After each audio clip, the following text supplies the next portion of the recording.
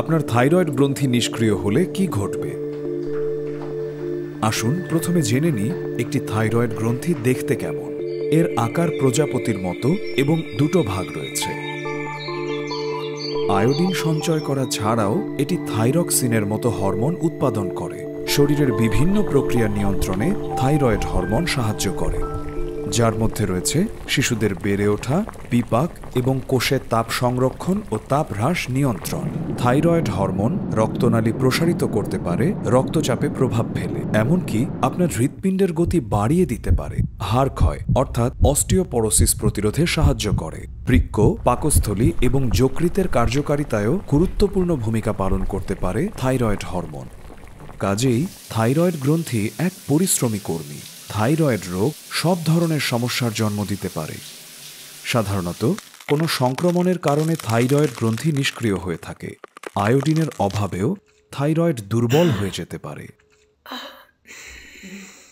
এর ফলে এটা পর্যাপ্ত থাইরয়েড হরমোন উৎপাদন করে না।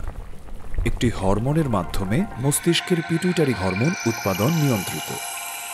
থাইরয়েড গ্রন্থি দুর্বল হয়ে গেলে পিটুইটারি গ্রন্থি থাইরয়েড হরমোনের স্বাভাবিক মাত্রা বজায় রাখার সংকেত দেওয়ার চেষ্টা করে, কিন্তু সেটা একটি পর্যায় পর্যন্ত কাজ করে এবং শেষ পর্যন্ত পিটুইটারি গ্রন্থি আর ক্ষতিপূরণ দিতে পারে না।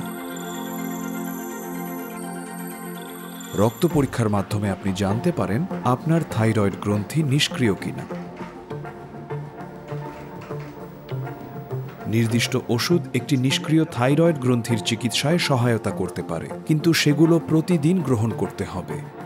থাইরয়েড গ্রন্থির সুরক্ষায় নিজের খাদ্য তালিকায় যথেষ্ট আয়োডিনের উপস্থিতি নিশ্চিত করা একটা ভালো পদক্ষেপ।